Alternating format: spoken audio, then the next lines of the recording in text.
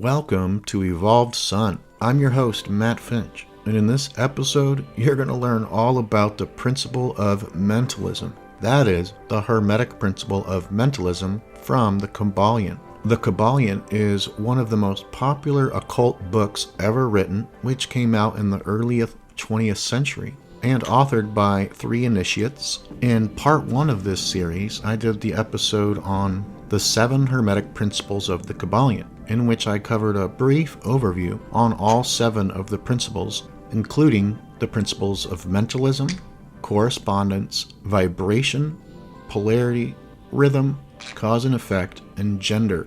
And now for the rest of the episodes in this series, each episode is going to be entirely dedicated to one of the 7 Hermetic Principles.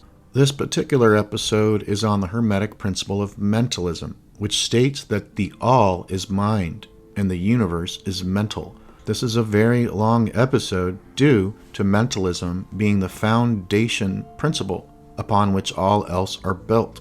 It is mind-blowing, extraordinary, and no matter how many times I read this material, it just never gets old. In fact, it gets more and more thrilling to me. Alright, and this episode is going to be really long as it is, so I won't go on and on in this introduction. And instead, without further ado, let's get right into it. The first of the 7 Hermetic Principles is the principle of mentalism, the axiom of which is, the all is mind, the universe is mental, which means that the underlying reality of the universe is mind, and the universe itself is mental, that is, existing in the mind of the all. We shall consider this principle in succeeding lessons, but let us see the effect of the principle if it be assumed to be true. Under and back of the universe of time, space, and change is ever to be found the substantial reality, the fundamental truth. Substance means that which underlies all outward manifestations, the essence, the essential reality, the thing in itself, etc. Substantial means actually existing, being the essential element, being real, etc. Reality means the state of being real, true, enduring, valid, fixed, permanent, actual, etc. Under and behind all outward appearances or manifestations, there must always be a substantial reality. This is the law. Man, considering the universe, of which he is a unit, sees nothing but change in matter, forces, and mental states. He sees that nothing really is, but that everything is becoming and changing. Nothing stands still. Everything is being born, growing, dying. The very instant a thing reaches its height, it begins to decline. The law of rhythm is in constant operation. There is no reality, enduring quality, fixity, or substantiality in anything. Nothing is permanent but change. He sees all things evolving from other things and resolving into other things, a constant action and reaction, inflow and outflow, building up and tearing down, creation and destruction, birth, growth, and death. Nothing endures but change, and if he be a thinking man, he realizes that all of these changing things must be but outward appearances or manifestations of some underlying power, some substantial reality. All thinkers in all lands and in all times have assumed the necessity for postulating the existence of this substantial reality. All philosophies worthy of the name have been based upon this thought. Men have given to this substantial reality many names. Some have called it by the term of deity under many titles. Others have called it the infinite and eternal energy. Others have tried to call it matter, but all have acknowledged its existence. It is self-evident. It needs no argument. In these lessons, we have followed the example of some of the world's greatest thinkers, both ancient and modern, the Hermetic masters, and have called this underlying power, this substantial reality, by the Hermetic name of the All, which term we consider the most comprehensive of the many terms applied by man to that which transcends names and terms. We accept and teach the view of the great Hermetic thinkers of all time, as well as of those illumined souls who have reached higher planes of being, both of whom assert that the inner nature of the All is unknowable. This must be so, for not but the All itself can comprehend its own nature and being. The Hermetists believe and teach that the All, in itself, is and must ever be unknowable. They regard all the theories, guesses, and speculations of the theologians and metaphysicians regarding the inner nature of the All as but the childish efforts of mortal minds to grasp the secret of the infinite. Such efforts have always failed and will always fail, from the very nature of the task. One pursuing such inquiries travels around and around in the labyrinth of thought until he is lost to all sane reasoning, action, or conduct, and is utterly unfitted for the work of life. He is like the squirrel which frantically runs around and around the circling treadmill wheel of his cage, traveling ever and yet reaching nowhere, at the end a prisoner still, and standing just where he started. And still more presumptuous are those who attempt to ascribe to the all the personality, qualities, properties, characteristics, and attributes of themselves, ascribing to the all the human emotions, feelings, and characteristics, even down to the pettiest qualities of mankind, such as jealousy, susceptibility to flattery and praise, desire for offerings and worship, and all the other survivals from the days of the childhood of the race. Such ideas are not worthy of grown men and women, and are rapidly being discarded. That which is the fundamental truth, the substantial reality, is beyond true naming, but wise men call it the all. In its essence, the all is unknowable. The human reason, whose reports we must accept so long as we think at all, informs us as follows regarding the all, and that without attempting to remove the veil of the unknowable. 1. The all must be all that really is. There can be nothing existing outside of the all, else the all would not be the all. 2. The all must be infinite, for there is nothing else to define, confine, bound, limit, or restrict the all. It must be infinite in time, or eternal. It must have always continuously existed, for there is nothing else to have ever created it.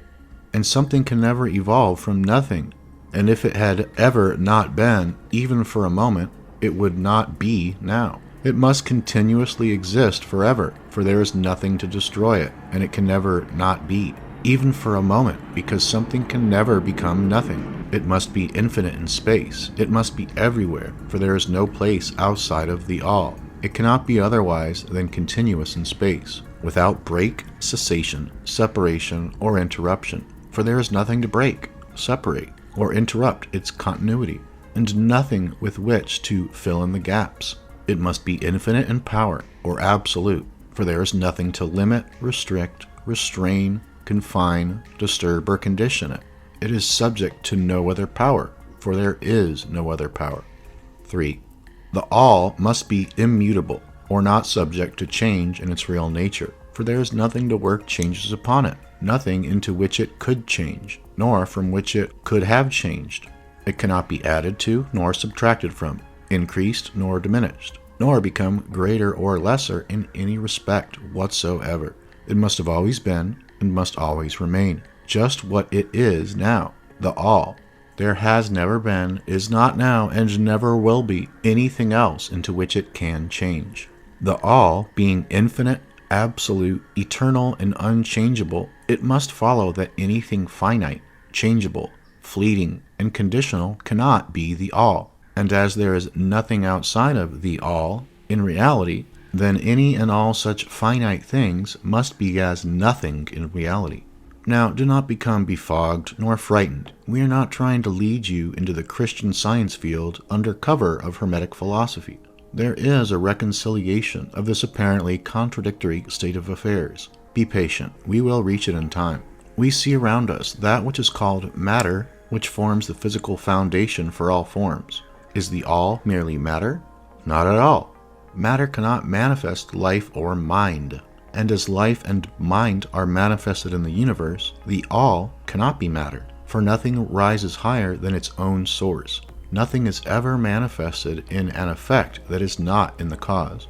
Nothing is evolved as a consequent that is not involved as an antecedent. And then modern science informs us that there is really no such thing as matter, that what we call matter is merely interrupted energy or force. That is, energy or force at a low rate of vibration. As a recent writer has said, matter has melted into mystery. Even material science has abandoned the theory of matter and now rests on the basis of energy. Then, is the all mere energy or force? Not energy or force, as the materialists use the terms, for their energy and force are blind, mechanical things, devoid of life or mind. Life and mind can never evolve from blind energy or force, for the reason given a moment ago. Nothing can rise higher than its source. Nothing is evolved unless it is involved. Nothing manifests in the effect unless it is in the cause. And so the all cannot be mere energy or force, for if it were, then there would be no such things as life and mind in existence. And we know better than that, for we are alive and using mind to consider this very question. And so are those who claim that energy or force is everything. What is there, then, higher than matter or energy that we know to be existent in the universe? Life and mind. Life and mind in all their varying degrees of unfoldment. Then, you ask, do you mean to tell us that the all is life and mind? Yes, and no is our answer. If you mean life and mind as we poor petty mortals know them, we say no. The all is not that. But what kind of life and mind do you mean, you ask? The answer is living mind, as far above that which mortals know by those words, as life and mind are higher than mechanical forces or matter. Infinite living mind as compared to finite life and mind. We mean that which the illumined souls mean when they reverently pronounce the word spirit. The all is infinite living mind. The illumined call it spirit. The all is spirit, but what is spirit? This question cannot be answered for the reason that its definition is practically that of the all, which cannot be explained or defined.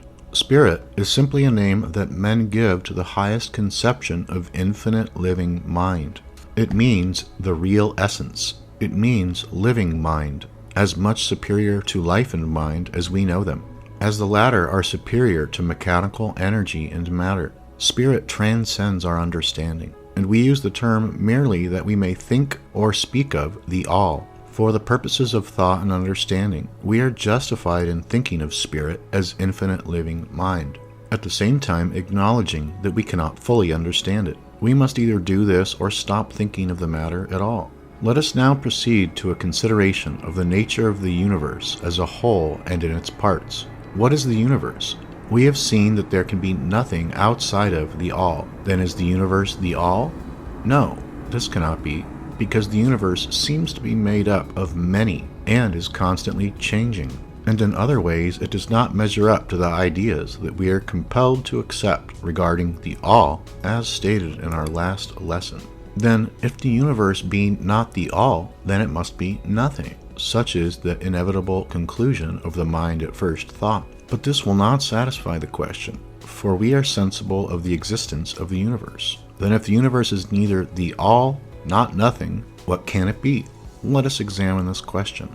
If the universe exists at all, or seems to exist, it must proceed in some way from the all. It must be a creation of the all. But as something can never come from nothing, from what could the all have created it? Some philosophers have answered this question by saying that the all created the universe from itself, that is, from the being and substance of the all. But this will not do, for the all cannot be subtracted from nor divided, as we have seen. And then again, if this be so, would not each particle in the universe be aware of its being the all? The all could not lose its knowledge of itself, nor actually become an atom, or blind force, or lowly living thing. Some men, indeed, realizing that the all is indeed all, and also recognizing that they, the men, existed, have jumped to the conclusion that they and the all are identical, and they have filled the air with shouts of, "I am God," to the amusement of the multitude and the sorrow of sages. The claim of the corpuscle that "I am man" would be modest in comparison. But what indeed is the universe, if it be not the all, not yet created by the all, having separated itself into fragments? What else can it be, or what else can it be made?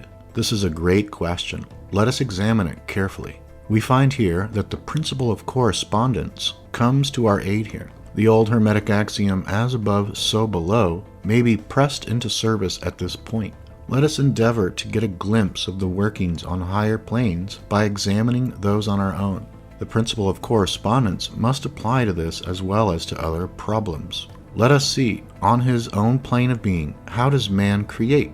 Well, first, he may create by making something out of outside materials, but this will not do, for there are no materials outside of the all with which it may create. Well then, secondly, man procreates or reproduces his kind by the process of begetting, which is self-multiplication accomplished by transferring a portion of his substance to his offspring. But this will not do, because the all cannot transfer or subtract a portion of itself, nor can it reproduce or multiply itself. In the first place, there would be a taking away, and in the second case, a multiplication or addition to the all, both thoughts being an absurdity. Is there no third way in which man creates? Yes, there is.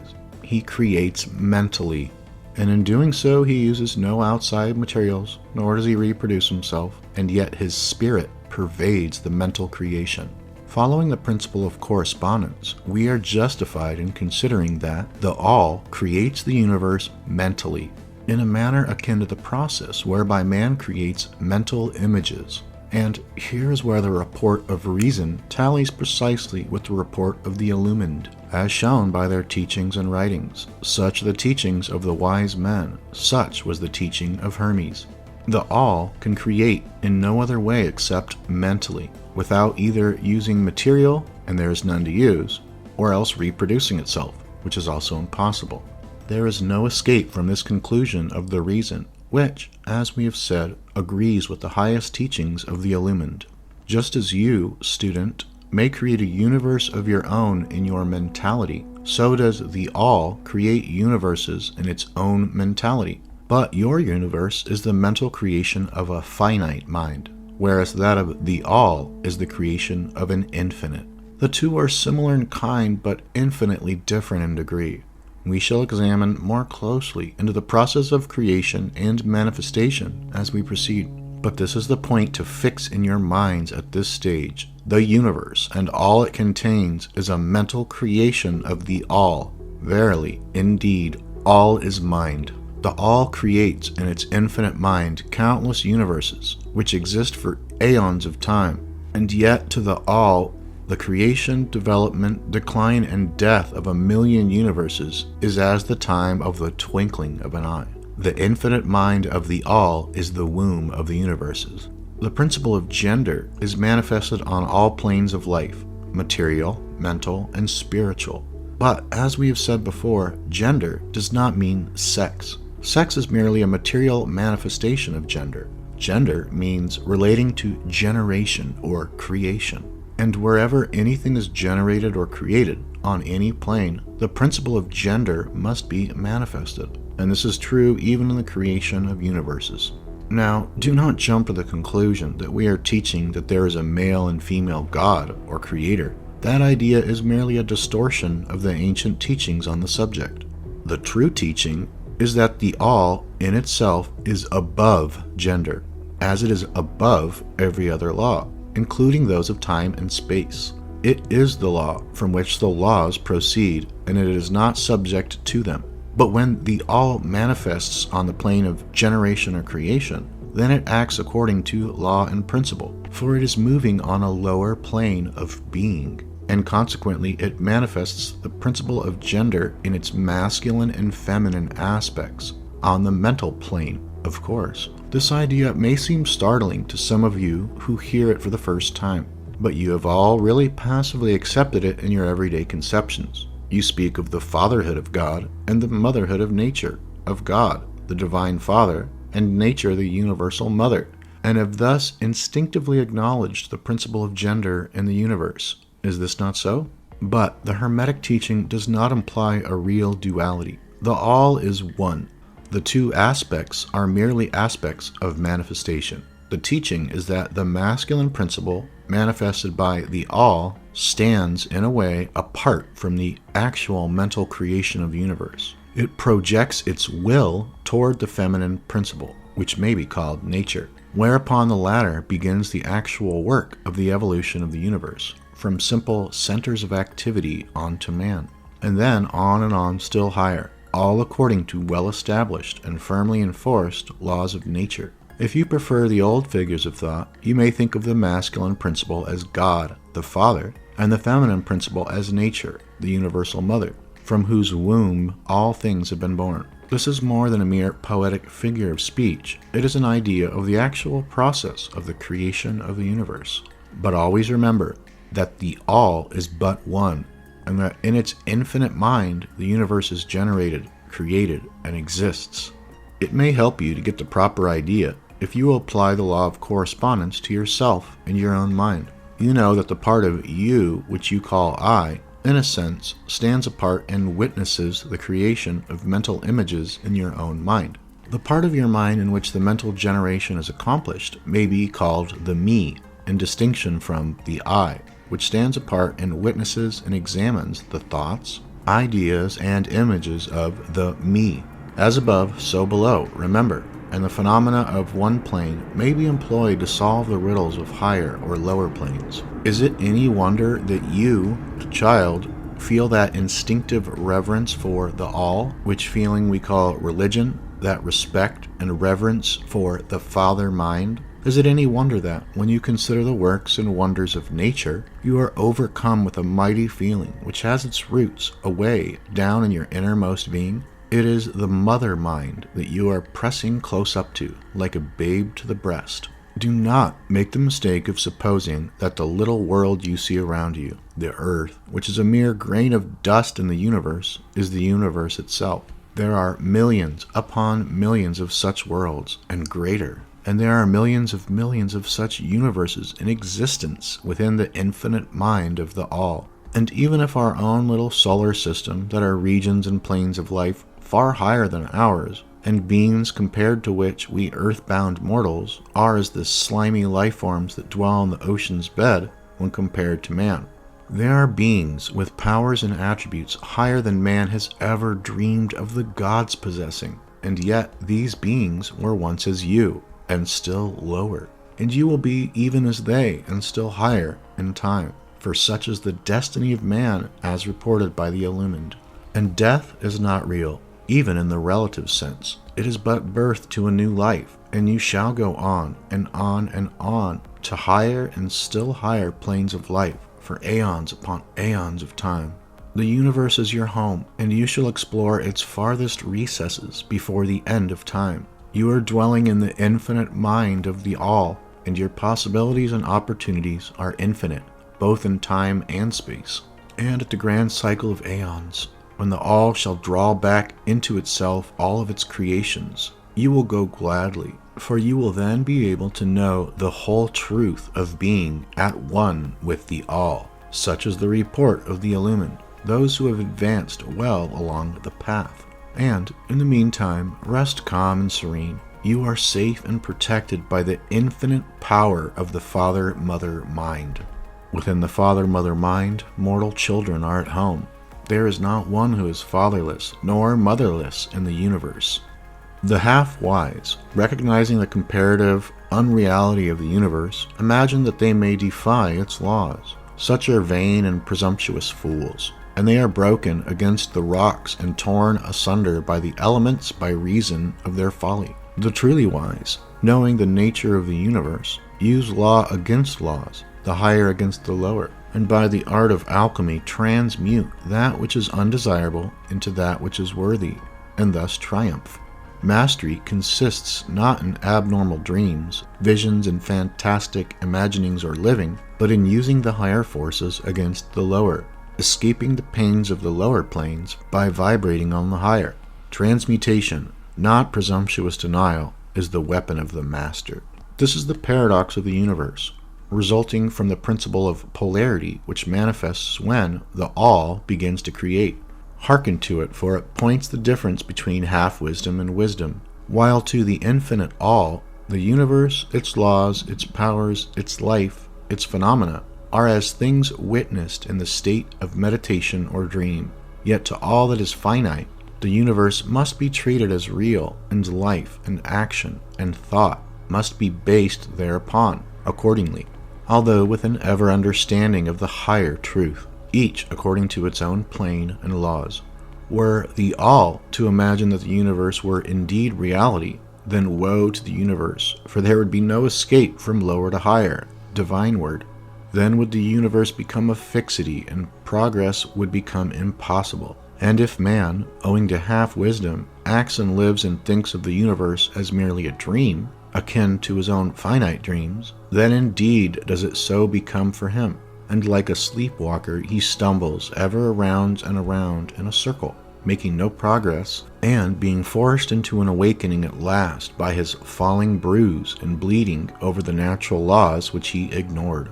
Keep your mind ever on the star, but let your eyes watch over your footsteps, lest you fall into the mire by reason of your upward gaze. Remember the divine paradox, that while the universe is not, still it is. Remember ever the two poles of truth, the absolute and the relative. Beware of half-truths.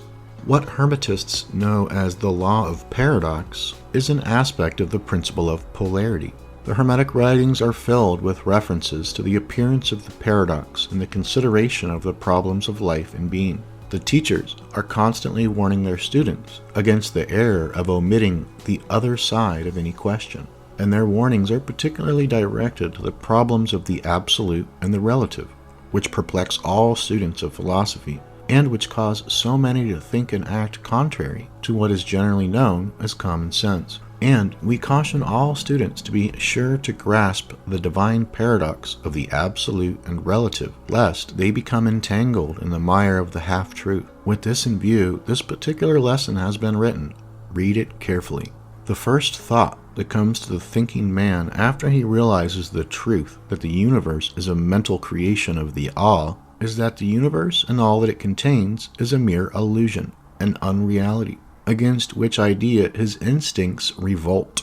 But this, like all other great truths, must be considered both from the absolute and the relative points of view. From the absolute viewpoint, of course, the universe is in the nature of an illusion, a dream, a phantasmagoria, as compared to the all in itself. We recognize this even in our ordinary view, for we speak of the world as a fleeting show that comes and goes, is born and dies, for the element of impermanence and change, finiteness and unsubstantiality must ever be connected with the idea of a created universe when it is contrasted with the idea of the all, no matter what may be our beliefs concerning the nature of both. Philosopher, metaphysician, scientist, and theologian all agree upon this idea, and the thought is found in all forms of philosophical thought and religious conceptions, as well as in the theories of the respective schools of metaphysics and theology. So, the Hermetic teachings do not preach the unsubstantiality of the universe in any stronger terms than those more familiar to you, although their presentation of the subject may seem somewhat more startling. Anything that has a beginning and an end must be, in a sense, unreal and untrue, and the universe comes under the rule in all schools of thought. From the absolute point of view, there is nothing real except the all, no matter what terms we may use in thinking of or discussing the subject. Whether the universe be created of matter or whether it be a mental creation in the mind of the all, it is unsubstantial, non-enduring, a thing of time, space, and change. We want you to realize this fact thoroughly before you pass judgment on the Hermetic conception of the mental nature of the universe. Think over any and all of the other conceptions and see whether this be not true of them. But the absolute point of view shows merely one side of the picture. The other side is the relative one. Absolute truth has been defined as things as the mind of God knows them, while relative truth is things as the highest reason of man understands them. And so while to the all the universe must be unreal and illusionary, a mere dream or result of meditation, nevertheless, to the finite minds forming part of that universe and viewing it through mortal faculties, the universe is very real indeed, and must be so considered. In recognizing the absolute view, we must not make the mistake of ignoring or denying the facts and phenomena of the universe as they present themselves to our mortal faculties. We are not the all, remember. To take familiar illustrations, we all recognize the fact that matter exists to our senses. We will fare badly if we do not, and yet even our finite minds understand the scientific dictum that there is no such thing as matter from a scientific point of view.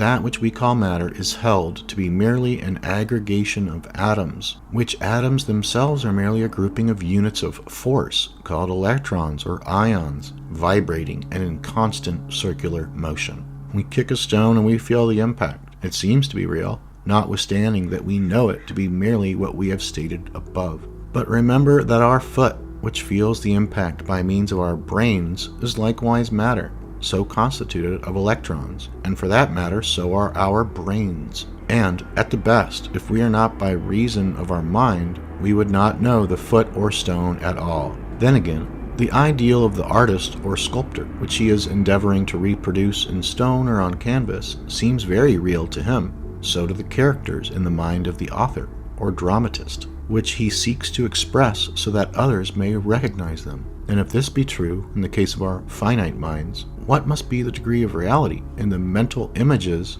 created in the mind of the infinite? Oh friends, to mortals this universe of mentality is very real indeed. It is the only one we can ever know, though we rise from plane to plane, higher and higher in it. To know it otherwise, by actual experience, we must be the all itself. It is true that the higher we rise in the scale, the nearer to the mind of the Father we reach, the more apparent becomes the illusory nature of finite things. But not until the all finally withdraws us into itself does the vision actually vanish. So, we need not dwell upon the feature of illusion. Rather, let us, recognizing the real nature of the universe, seek to understand its mental laws and endeavor to use them to the best effect in our upward progress through life as we travel from plane to plane of being. The laws of the universe are none the less iron laws because of the mental nature.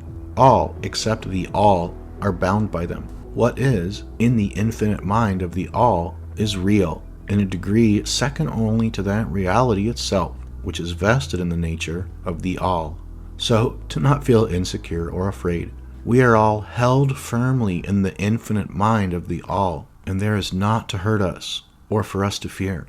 There is no power outside of the all to affect us, so we may rest calm and secure. There is a world of comfort and security in this realization when once attained. Then, calm and peaceful do we sleep, rocked in the cradle of the deep, resting safely on the bosom of the ocean of infinite mind, which is the all. In the all, indeed, do we live and move and have our being.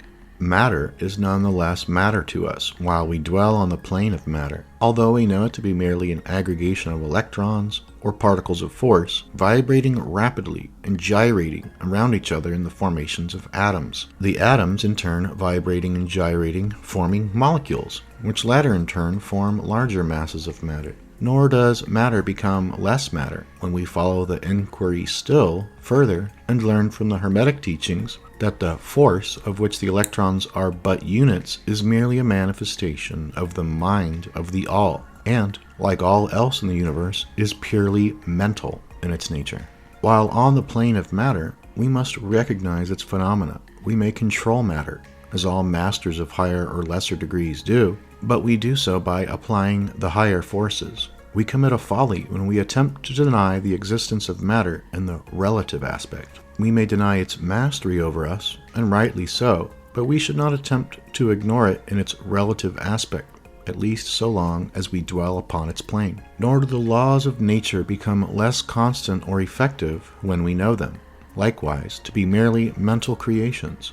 They are in full effect on the various planes. We overcome the lower laws by applying still higher ones, and in this way only. But we cannot escape law or rise above it entirely. Nothing but the all can escape law, and that because the all is law itself, from which all laws emerge. The most advanced masters may acquire the powers usually attributed to the gods of men, and there are countless ranks of being in the great hierarchy of life, whose being and power transcends even that of the highest masters among men to a degree unthinkable by mortals. But even the highest master and the highest being must bow to the law and be as nothing in the eye of the all. So that even if these highest beings, whose powers exceed even those attributed by men to their gods, if even those are bound by and are subservient to law, then imagine the presumption of mortal man, of our race and grade, when he dares to consider the laws of nature as unreal, visionary, and illusory, because he happens to be able to grasp the truth that the laws are mental in nature and simply mental creations of the All. Those laws which the All intends to be governing laws are not to be defied or argued away. So long as the universe endures, will they endure. For the universe exists by virtue of these laws, which form its framework and which hold it together. The Hermetic Principle of Mentalism, while explaining the true nature of the universe upon the principle that all is mental, does not change the scientific conceptions of the universe, life, or evolution. In fact, science merely corroborates the Hermetic teachings. The latter merely teaches that the nature of the universe is mental, while modern science has taught that it is material, or of late that it is energy at the last analysis. The Hermetic teachings have no fault to find with Herbert Spencer's basic principle, which postulates the existence of an infinite and eternal energy from which all things proceed.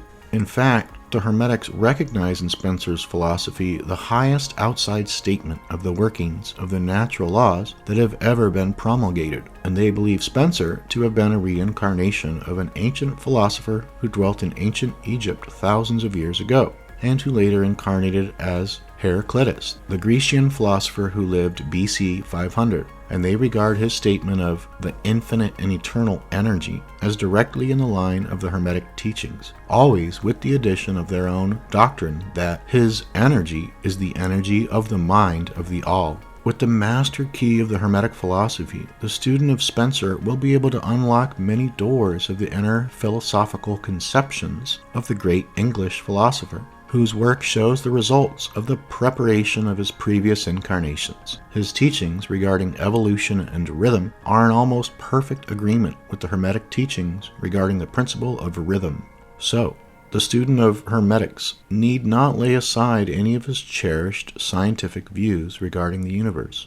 All he is asked to do is to grasp the underlying principle of the All is mind. The universe is mental, held in the mind of the All. He will find that the other 6 of the 7 principles will fit into his scientific knowledge, and will serve to bring out obscure points and to throw light in dark corners. This is not to be wondered at when we realize the influence of the Hermetic thought on the early philosophers of Greece, upon whose foundations of thought the theories of modern science largely rest. The acceptance of the first Hermetic principle, mentalism, is the only great point of difference between modern science and Hermetic students, and science is gradually moving toward the Hermetic position in its groping in the dark for a way out of the labyrinth into which it has wandered in its search for reality. The purpose of this lesson is to impress upon the minds of our students the fact that, to all intents and purposes, the universe and its laws and its phenomena are just as real, so far as man is concerned, as they would be under the hypotheses of materialism or energism. Under any hypothesis, the universe in its outer aspect is changing, ever-flowing, and transitory, and therefore devoid of substantiality and reality. But note the other pole of the truth. Under any of the same hypotheses, we are compelled to act and to live as if the fleeting things were real and substantial, with this difference always between the various hypotheses, that under the old views mental power was ignored as a natural force, while under mentalism it becomes the greatest natural force. And this one difference revolutionizes light to those who understand the principle and its resulting laws and practice. So, finally, students all grasp the advantage of mentalism and learn to know, use, and apply the laws resulting therefrom, but do not yield to the temptation which, as the Kybalion states, overcomes the half-wise and which causes them to be hypnotized by the apparent unreality of things, consequence being that they wander about like dream people, dwelling in a world of dreams, ignoring the practical work and life of man. The end being that they are broken against the rocks and torn asunder by the elements by reason of their folly. Rather, follow the example of the wise, which the same authority states, use law against laws, the higher against the lower, and by the art of alchemy transmute that which is undesirable into that which is worthy, and thus triumph. Following the authority, let us avoid the half-wisdom, which is folly, which ignores the truth that mastery consists not in abnormal dreams, visions, and fantastic imaginings or living, but in using the higher forces against the lower, escaping the pains of the lower planes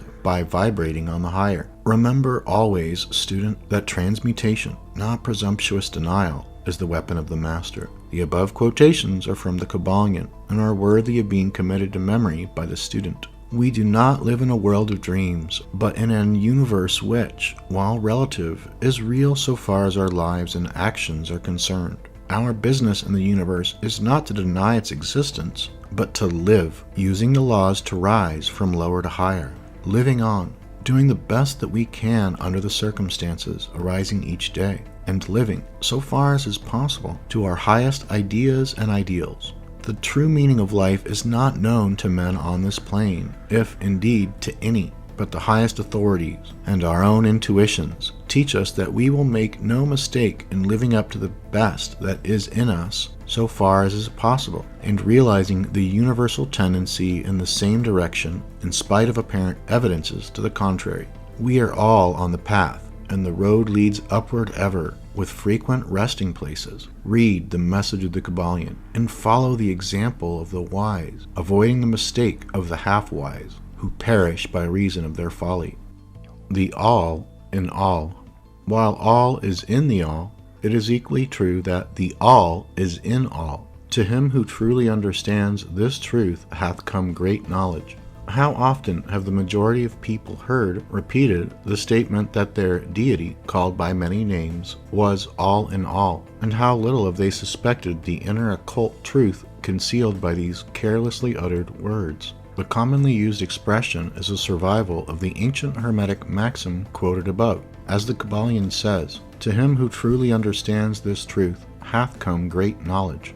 And, this being so, let us seek this truth, the understanding of which means so much. In this statement of truth, this Hermetic maxim, is concealed one of the greatest philosophical, scientific, and religious truths. We have given you the Hermetic teaching regarding the mental nature of the universe, the truth that the universe is mental, held in the mind of the all. As the Kybalion says in the passage quoted above, all is in the all. But know also the correlated statement that it is equally true that the all is in all. This apparently contradictory statement is reconcilable under the law of paradox. It is, moreover, an exact Hermetic statement of the relations existing between the all and its mental universe. We have seen how all is in the all.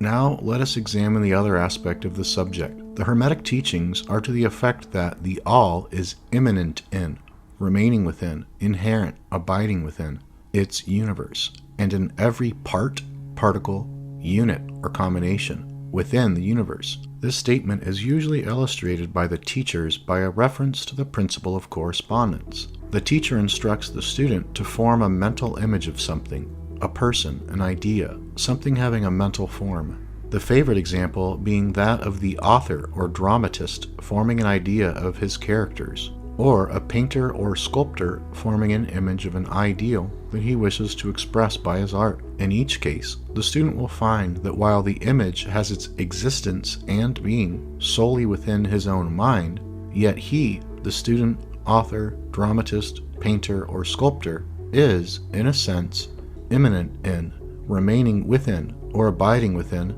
the mental image also. In other words, the entire virtue, life, spirit, of reality in the mental image is derived from the immanent mind of the thinker. Consider this for a moment until the idea is grasped. To take a modern example, let us say that Othello, Iago, Hamlet, Lear, Richard III existed merely in the mind of Shakespeare at the time of their conception or creation, and yet Shakespeare also existed within each of those characters, giving them their vitality, spirit, and action. Whose is the spirit of the characters that we know as Micawber, Oliver Twist, Uriah Heep? Is it Dickens, or of each of these characters a personal spirit, independent of their creator? Have the Venus of Medici, the Sistine Madonna, the Apollo Belvedere spirits and reality of their own, or do they represent the spiritual and mental power of their creators? The law of paradox explains that both propositions are true. viewed from the proper viewpoints. Macabre is both macabre and yet Dickens. And again, while macabre may be said to be Dickens, yet Dickens is not identical with macabre. Man, like macabre, may exclaim, "The spirit of my creator is inherent within me, and yet I am not he." How different this from the shocking half-truth so vociferously announced by certain of the half-wise, who fill the air with their raucous cries of, "I am God." Imagine poor macabre, or the sneaky Uriah Heep, crying, "I am Dickens," or some of the lowly clods in one of Shakespeare's plays, grandiloquently announcing that, "I am Shakespeare." The all is in the earthworm, and yet the earthworm is far from being the all, and still the wonder remains, that though the earthworm exists merely as a lowly thing, created and having its being solely within the mind of the all, yet the all is immanent in the earthworm, and in the particles that go to make up the earthworm. Can there be any greater mystery than this of all in the all, and the all in all? The student will, of course, realize that the illustrations given above are necessarily imperfect and inadequate, for they represent the creation of mental images in finite minds, while the universe is a creation of infinite mind, and the difference between the two poles separates them. And yet it is merely a matter of degree. The same principle is in operation. The principle of correspondence manifests in each. As above, so below. As below, so above. And in the degree that man realizes the existence of the indwelling spirit immanent within his being, so will he rise in the spiritual scale of life. This is what spiritual development means: the recognition, realization, and manifestation of the spirit within us. Try to remember this last definition, that of spiritual development. It contains the truth of true religion. There are many planes of being, many subplanes of life, many degrees of existence in the universe, and all depend upon the advancement of beings in the scale, of which scale the lowest point is the grossest matter, the highest being separated only by the thinnest division from the spirit of the all. And upward and onward along this scale of life, everything is moving, all around the path, whose end is the all. All progress is a returning home. All is upward and onward, in spite of all seemingly contradictory appearances. Such is the message of the illumined. The Hermetic teachings concerning the process of the mental creation of the universe are that at the beginning of the creative cycle, the all, in its aspect of being, projects its will toward its aspect of becoming, and the process of creation begins. It is taught that the process consists of the lowering of vibration until a very low degree of vibratory energy is reached, at which point the grossest possible form of matter is manifested. This process is called the stage of involution, in which the all becomes involved or wrapped up in its creation.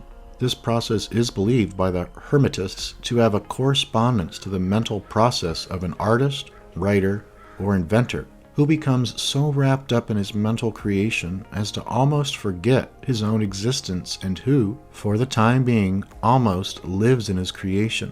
If instead of wrapped, W-R-A-P-P-E-T, we use the word wrapped, R-A-P-T, perhaps we will give a better idea of what is meant. This involuntary stage of creation is sometimes called the outpouring of the divine energy, just as the evolutionary state is called the indrawing. The extreme pole of the creative process is considered to be the furthest removed from the all, while the beginning of the evolutionary stage is regarded as the beginning of the return swing of the pendulum of rhythm, a coming home idea being held in all of the Hermetic teachings. The teachings are that during the outpouring, the vibrations become lower and lower until finally the urge ceases and the return swing begins. But there is this difference, that while in the outpouring, the creative forces manifest compactly and as a whole, yet from the beginning of the evolutionary or indrawing stage, there is manifested the law of individualization.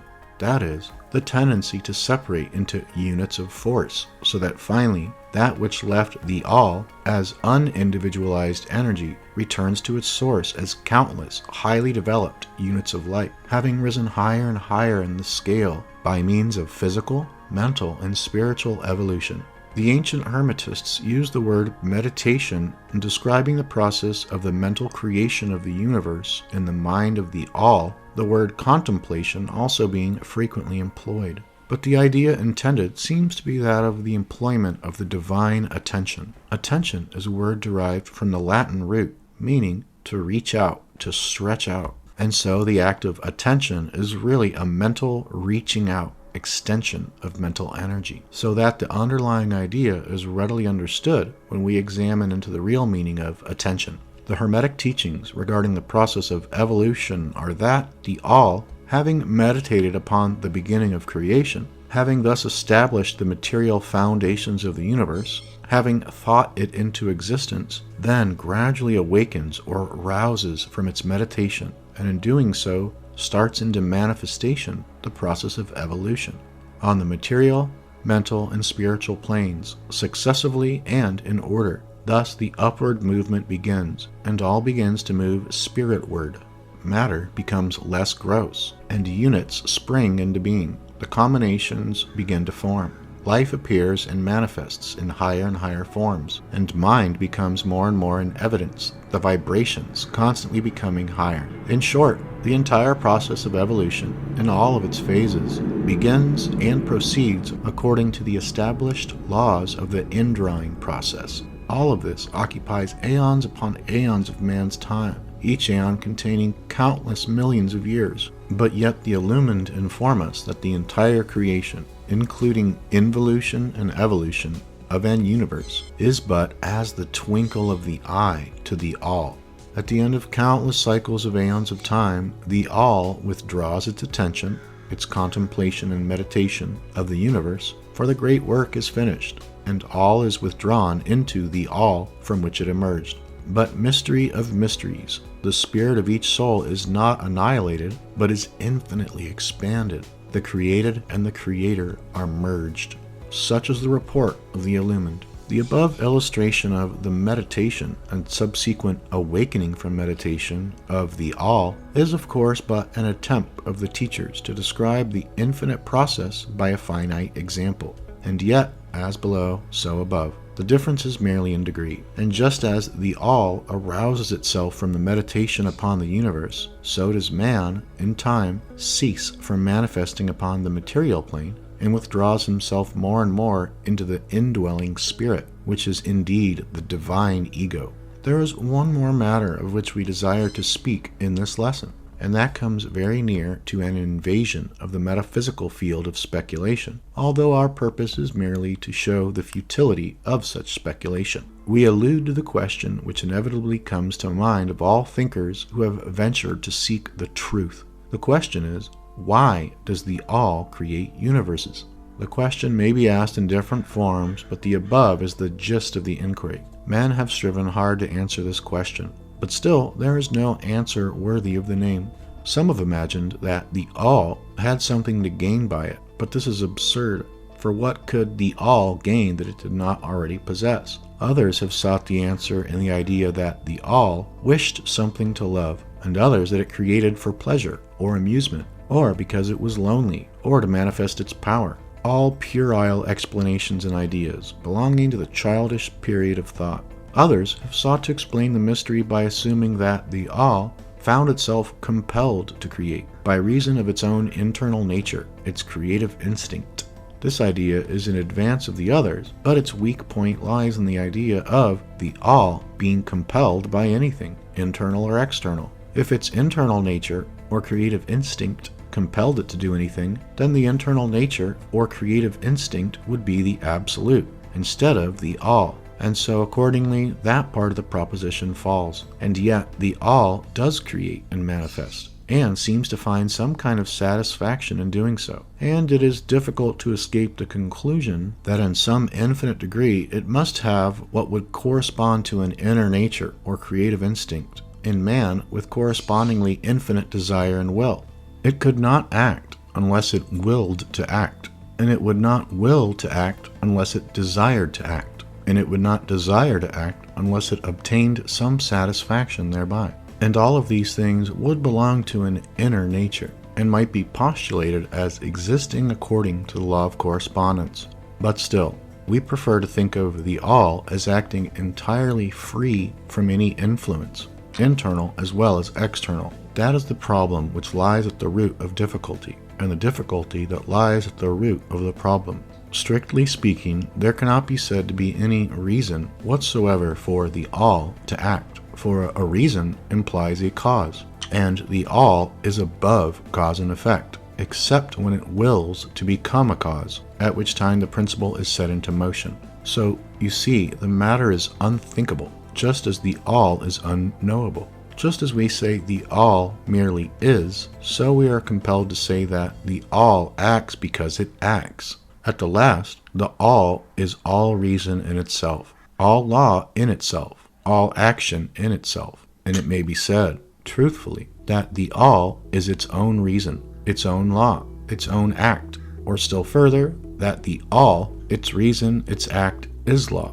are one, all being names for the same thing. In the opinion of those who are giving you these present lessons, the answer is locked up in inner self of the all, along with its secret of being. The law of correspondence, in our opinion, reaches only to that aspect of the all which may be spoken of as the aspect of becoming. Back of that aspect is the aspect of being, in which all laws are lost in law, and the all principle and being are identical, one and the same. Therefore, metaphysical speculation on this point is futile. We go into the matter here merely to show you that we recognize the question, and also the absurdity of the ordinary answers of metaphysics and theology. In conclusion, it may be of interest to our students to learn that while some of the ancient and modern Hermetic teachers have rather inclined in the direction of applying the principle of correspondence to this question, with the result of the inner nature conclusion, still the legends have it that Hermes the Great, when asked this question by his advanced students, answered them by pressing his lips tightly together and saying not a word, indicating that there was no answer. But then he may have intended to apply the axiom of his philosophy that the lips of wisdom are closed except to the ears of understanding, believing that even his advanced students did not possess the understanding which entitled them to the teaching. At any rate, if Hermes possessed the secret, he failed to impart it, and so far as the world is concerned, the lips of Hermes are closed regarding it, and where the great Hermes hesitated to speak, what mortal may dare to teach? But remember that whatever be the answer to this problem, if indeed there be an answer, the truth remains that, while all is in the all, it is equally true that the all is in all. The teaching on this point is emphatic, and we may add the concluding words of the quotation, "To him who truly understands this truth, hath come great knowledge." All right, and that concludes this episode. Wow. No matter how many times I read the Kybalion, it never gets boring, it never gets dull. It's some of the most fantastic, extraordinary, amazing, and well-written wisdom I've ever come across in my seeking. If I were you, I'd give yourself a big pat on the back for listening all the way to the end. This was a long episode, and one that you may want to listen to again, as this information gets deeper and deeper and more understandable the more you listen to it or read it. And with that being said, as always, thanks so much for listening.